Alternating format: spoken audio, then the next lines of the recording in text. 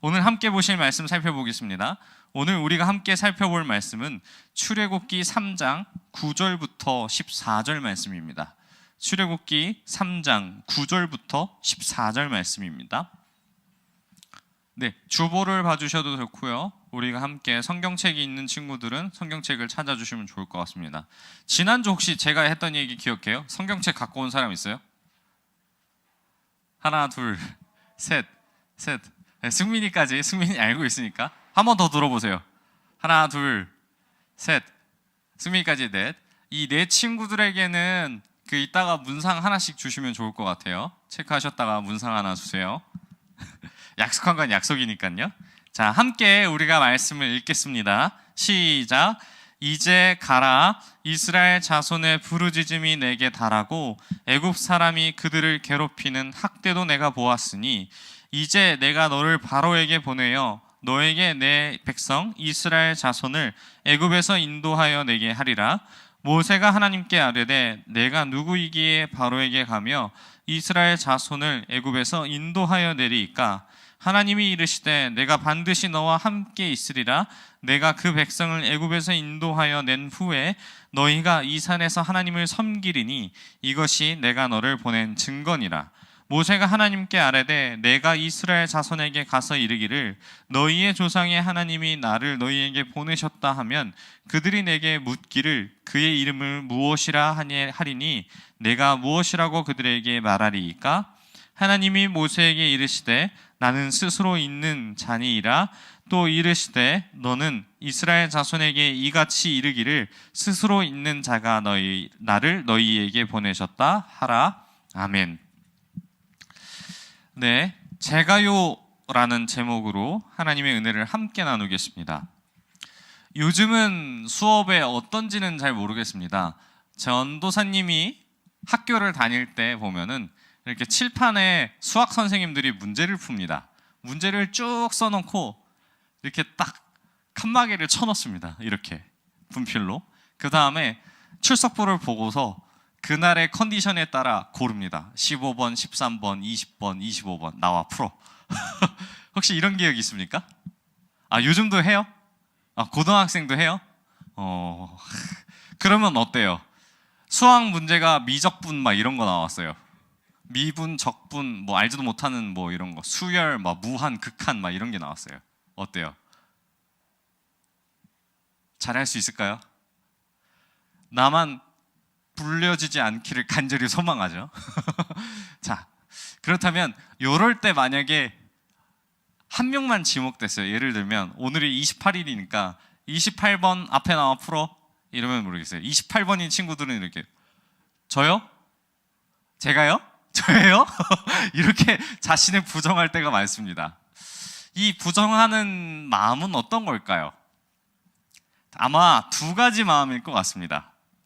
내가 준비가 덜 되어서 저 문제를 풀 수 없는 능력이거나 혹은 나한테 시켜주는 거예요?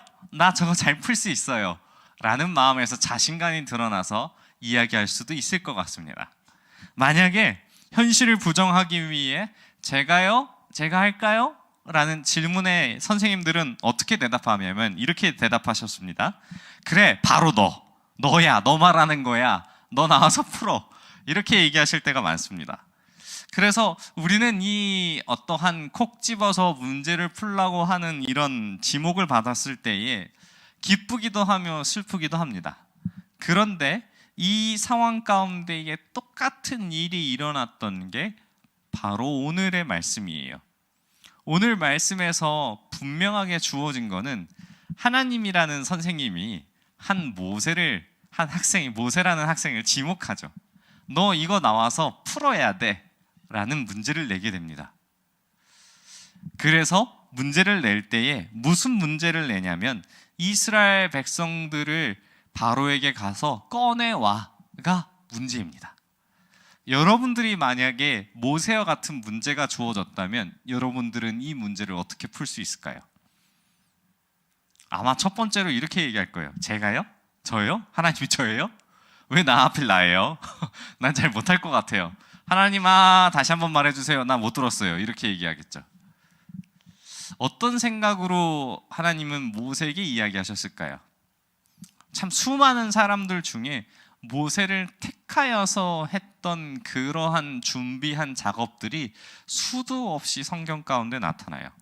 그래서 하나님은 딱 보고서 그 순간에 한 사람을 택한 게 아니라 정말 긴 시간 동안 훈련받고 여러 상황 가운데 성장한 사람이 이 사람이 최적임자이기 때문에 하나님은 선정하신 거죠. 자, 모세의 인생을 우리가 다 살펴볼 수 없지만은 간단하게 한번 이야기를 하겠습니다. 이 모세라는 사람이 우리가 성경에서 읽은 대로 어떻게 상황이 벌어지냐면 특별한 탄생과 혹은 특별한 계기로 하나님의 축복으로 말미암아 이스라엘 백성들의 수가 엄청나게 불어나기 시작했어요. 그래서 이스라엘 백성들이 너무나도 많은 수를 차지하자 당시의 애굽 왕 바로가 이스라엘 백성들을 남자아이를 몇 살 이래로 다 죽이라는 명령을 하게 되죠. 왜냐하면 인구 수를 줄이기 위해서 그러한 결정을 하게 됩니다. 하지만 하나님의 은혜로 택함을 받은 모세는 그 어려운 상황과 환경 속에서 구원함을 입는 은혜를 입는 동시에 어떻게 삶이 바뀌죠?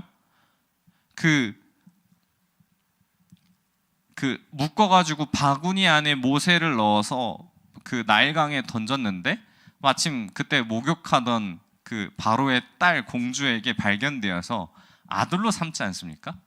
그 아들로 삼아서 왕자로 살아가게 돼서 그 이집트의 교육을 받고 높은 수준의 교육을 받아서 이 이집트의 사람들이 어떤 생각을 하고 그 귀족들이 어떤 이야기를 하고 왕이 무슨 교육을 받는지 알고 있기 때문에 가장 설득을 잘할 수 있는 사람이에요. 사실상 하나님은 이 수많은 준비를 미리 작업을 해놨는데 하나님의 부르심에 모세는 뭐라고 이야기하죠?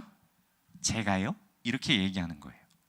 근데 이 부분 가운데에 하나님은 모세를 콕 집어서 이야기를 했는데 충분히 할 수 있음에도 불구하고 하나님이 낸 문제는 매우 쉬운 문제예요. 뭐냐 하면은 하나님이 낸 문제가 뭐냐면 10절 말씀에 기록되어 있어요. 두 가지예요. 이제 내가 너를 바로에게 보내어 너에게 내 백성 이스라엘 자손을 애굽에서 인도하여 내게 하리라. 그러니까 쉽게 얘기하면 동사만 보게 되면 바로에게 보낸 것과 애굽에서 인도하여 내게 하리라. 딱 두 가지예요. 근데 그 사이에 있는 과정들을 하나님이 요구하지 않았어요. 하나님이 모세를 부르실 때는 딱 두 가지만 요구한 거죠. 바로에게 가라, 애굽에서 내 백성을 인도해라. 그런데 이 문제를 모세는 풀 수 없다고 생각하여 하나님께 이렇게 완곡하게 거절하기 시작하죠. 11절 말씀을 우리가 한번 함께 읽어보겠습니다. 시작. 모세가 하나님께 아뢰되 내가 누구이기에 바로에게 가며 애굽에서 인도하여 내릴까? 모세는 자신의 능력이 안 되기에 하나님께 이렇게 질문합니다. 내가 누구이기에 이것을 할 수 있겠습니까? 나의 능력이 부족한 사람입니다. 그런데 우리가 앞서 이야기했던 것처럼 모세가 과연 이 일을 하기에 충분하게 부족한 사람이라고 생각을 합니까? 아니요. 모세만한 적임자가 없어요. 모세라는 사람의 그 모든 교육과 왕자로서 살아온 삶을 통하여 이 애굽에 있는 이집트에 있는 이 사람들과 소통하고 경쟁하면서 이스라엘 백성을 꺼내올 수 있는 능력이 충분하게 있는 사람이죠. 하지만 할 수 없다라는 사실로 이야기를 해요. 근데 이 과정에서 우리가 한 장면을 한 번 더 떠올리길 소망해요. 우리가 본문에서는 살펴보지 않았지만 하나님께서 모세를 처음 만났을 때 호렙이라는 산에서 만나게 하죠. 그 호렙산에서 하나님이 어떠한 모습으로 나타나시냐면 떨기나무 한 그루가 있는데 불이 타고 있어요. 그 떨기나무에 불이 타는 떨기나무인데 그 나무가 불에 타지 않아요. 나무에 불이 붙었는데 타지 않아요. 신기하죠? 이런 권능의 모습으로 하나님께서는 이 땅에 현현하시면서 그 곳을 거룩한 곳으로 만드셔서 모세에게 처음에 대면하실 때 이렇게 이야기하시죠. 모세야, 내가 선 땅은 거룩한 곳이니 무엇이라고요? 내 발의 신을 벗어라. 이렇게 말씀을 하시죠. 그래서 우리가 이 말씀 가운데 주시는 모습을 봤을 때에 모세는 이미 하나님이 어떠한 분이신지를 잘 알고 있죠. 완벽하시죠. 권능이 있으시고 능력이 있으신 하나님이 이러한 모습을 보여주셨음에도 불구하고 모세는 내가 누구이기에 그것을 감당할 수 있습니까? 라고 하나님의 부르심에 거부하게 되는 거죠. 그래서 우리가 성경에 기록된 바를 통해서 추측을 한다 해도 명확하게 이유를 알 수 없지만 분명한 것은 모세가 하나님의 부르심을 거절했다라는 사실이죠. 그것이 자신의 능력이 부족하든지 혹은 자신이 정말 자신이 없어서 할 수 없다라는 건지, 그래서 하나님께 이렇게 이야기한 거죠. 하나님, 내가 누구이기에 그것을 할 수 있을까요? 라는 질문에 하나님은 어떻게 응답해 주시냐면, 내가 반드시 너와 함께 있으리라. 내가 그 백성을 애굽에서 인도하여 낸 후에 너희가 이 산에서 하나님을 섬기리니 이것이 내가 너를 보낸 증거니라. 아멘. 이 말씀을 하시면서 모세에게 내가 너와 반드시 함께 할 것을 이야기하죠. 이 말씀에서 풍겨지는 뉘앙스가 뭐냐면 든든한 백이에요. 요즘 학폭이라는 부분이 굉장히 사회적 이슈로 계속 대두되고 있잖아요.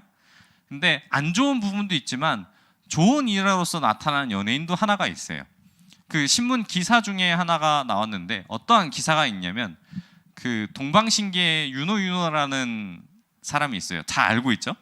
모르는 사람이 있어요, 혹시? 다 알고 있죠?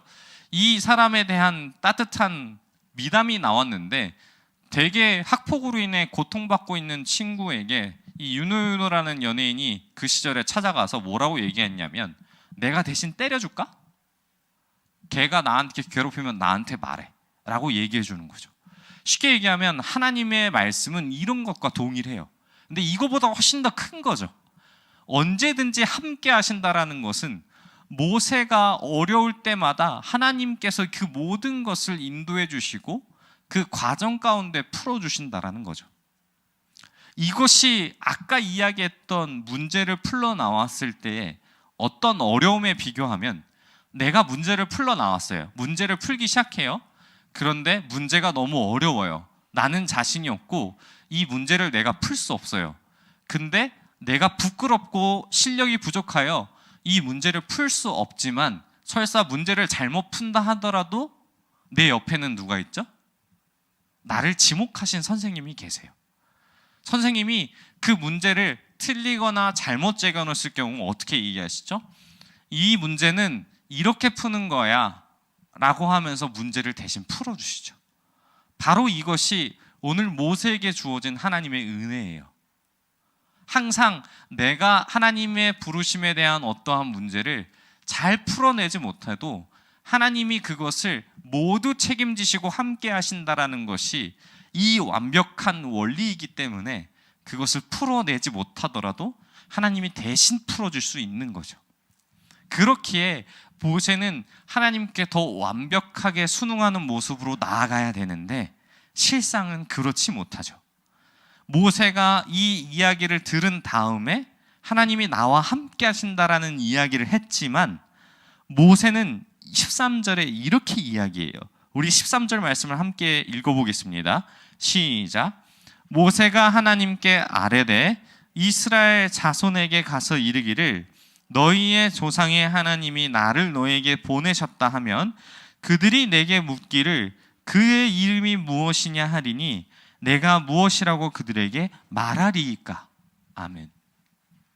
이 말을 들었을 때에 전도사님도 여러 가지 성경에 대한 원어와 해석들을 찾아보지 않고서는 모세가 순종하는구나 라는 생각으로 착각을 했어요. 근데 이게 무엇이냐면 이 고대 문화에 따른 부분을 살펴보면은 사실은 이것은 거절의 의미로 들어가요.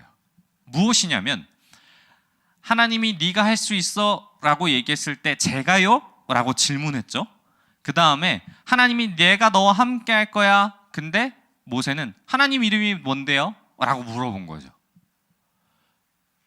거절의 의미로 이렇게 이야기를 하는데, 고대 문헌에 따른 부분에 있어서 하나님의 이름이 뭐냐고 물어보는 것은, 고대 근동의 문화에서 신들의 이름을 안다라는 것은 곧 신의 능력이나 혹은 신의 권능이나 어떠한 부분에 있어서 그 능력화된 수치를 표현하는 것이 곧 이름이라고 합니다. 예를 들면 제우스라고 하는, 우리가 그 신을 봤을 때에 뭐라고 이야기하죠? 이 뜻이 뭐 번개의 신이라는 의미를 갖고 있잖아요. 이미 이 신의 이름에 자신의 능력이 포함돼서 능력치를 드러나는 거예요. 근데 하나님께 그 이름을 물었다라는 것은 내가 앞서 불타지만 타지 않는 떨기나무를 보았음에도 불구하고 하나님의 이름을 묻는다라는 것은 하나님의 권능과 하나님의 능력을 눈앞에서 봤음에도 불구하고 믿지 못하는 거죠. 그래서 하나님의 이름을 되묻는 거예요. 그래서 모세의 이런 거절에도 하나님은 무엇이라고 이야기를 하시냐면 14절 말씀에서 이렇게 이야기하시죠. 함께 읽겠습니다. 하나님이 모세에게 이르시되 나는 스스로 있는 자니이다. 또 이르시되 너는 이스라엘 자손에게 이같이 이르기를 스스로 있는 자가 나를 너희에게 보내셨다 하라. 아멘. 하나님은 말씀을 통하여 분명하게 이야기하시죠. 고대 문헌에 적혀진 대로 고대 근동에 있었던 문화를 그대로 이해하셔서 그 이름의 의미가 나에게 주어지는 그 능력치를 대변하는데, 하나님은 나는 스스로 있는 자이다 라는 이름을 가르쳐 주시면서 나는 홀로 있으면서 스스로 있기에 그 어떤 상황과 환경에도 영향을 받지 않고 나는 다른 신과 비교할 수 없는 부분에 있어서 나는 완벽하다라는 것을 드러내고 있는 거죠. 이것을 히브리 언어로 표현하면 뭐라고 기록됐냐면 야훼라고 합니다. 나는 스스로 있는 자이다. 야훼. 그렇기에 이 하나님의 부르심을 거절했던 모세와 또다시 거절했던 모세의 모습을 보면서 하나님은 스스로 있는 자, 곧 창조주이자 모든 것을 다스리고 통치하는 이런 하나님이 내가 너와 함께 한다라고 이야기를 하는 거죠. 그렇기에 모세는 애굽왕 바로에게 보내져도 그리고 백성을 인도하는데 어떤 어려움이 있더라도 이 문제를 완벽하게 해결할 수 있는 스스로 있는 자가 함께 하시기에 나아갈 수 있는 것이죠. 사랑하는 고등부 여러분, 모세에 대한 부르심을 봤을 때 여러분들은 어떤 생각이 드십니까? 나와는 다른 부르심이야, 이렇게 원대한 일을 나는 할 수 없어 라고 이야기를 할 수 있지 않겠습니까? 그럴 때 우리가 말씀을 더 읽고 출애굽기의 말씀을 더 살펴보지는 않았지만 성경에 기록된 바에 의하면 모세는 하나님의 부르심을 총 5번이나 거절합니다. 그런데 하나님은 이런 모세를 책망하지 않고 포기하지 않고 네가 와서 이 문제를 풀어야 해 하면서 기다리고 있습니다. 학교에서 우리가 선생님한테 지목을 당할 때도 내가 능력이 없고 나 자신의 문제를 당당히 풀 수 없는 그러한 두려움 가운데 있지만 우리가 이것을 두려워하지 않는 것은 내가 틀려도 선생님이라는 존재가 이 문제를 풀어낼 수 있는 능력이 있기에 우리는 믿고 나아갈 수 있는 것이죠. 사랑하는 고등부 여러분, 여러분들의 마음 가운데 하나님의 부르심이라는 것은 바로 이것입니다. 내가 할 수 없는 문제를 하나님이 하실 수 있기에 그 부르심에 순종하면 그 과정에서 내가 문제를 잘 풀지 못하고 백지로 답안지를 제출해도 결국에는 마지막에 하나님이 완벽한 정답지로 바꾸어서 그것을 제출하실 것이 분명하기에 더 이상 두려워할 필요가 없습니다. 우리의 마음 가운데 부르심이라는 부분에 있어서 너무나도 거창하고 너무나도 두렵고 너무나도 떨리는 마음이 있지만 우리가 스스로 있는 자가 우리와 함께 하신다는 약속이 여전히 지금에도 유효하기에 우리가 완전하게 온전하게 그 명령을 순종하지 못하여도 우리는 하나님의 그 약속으로 말미암아 위대한 일을 해낼 수 있는 것입니다. 오늘 말씀을 통하여서 한 주간 여러분들 나 자신에게 주어진 부르심을 한번 생각해 보았으면 좋겠습니다. 나는 하나님이 어떠한 부르심에서 나를 택하셨나? 교사로 혹은 학생으로 혹은 전도사로 그 어떤 부르심으로써 나를 하나님이 이곳 가운데 보내셨는지를 한번 깊이 묵상하는 시간이 됐으면 좋겠습니다. 하지만 분명한 것은 이 부르심에 나는 할 수 없어도 전능하신 하나님이 함께 하시니 말씀을 통하여서 이것을 꼭 기억하시고 여러분의 인생 가운데에 하나님이 함께 하심을 체험하여 살아계신 하나님을 평생토록 증거하며 하나님의 도구로 쓰임받는 저와 여러분이 되시길 바랍니다. 우리 들은 말씀을 생각하며 함께 잠깐 기도했으면 좋겠습니다. 하나님 아버지, 내가 무엇이건대 나를 불러서 이 자리에 세우시고 나를 사용하십니까? 나는 할 수 없습니다. 나는 부족합니다. 하지만 전능하신 주님 스스로 있는 자께서 나와 함께 해주시면 그것을 감당할 수 있습니다. 나를 사용하여 달라고 우리 들은 말씀을 생각하며 함께 기도하겠습니다.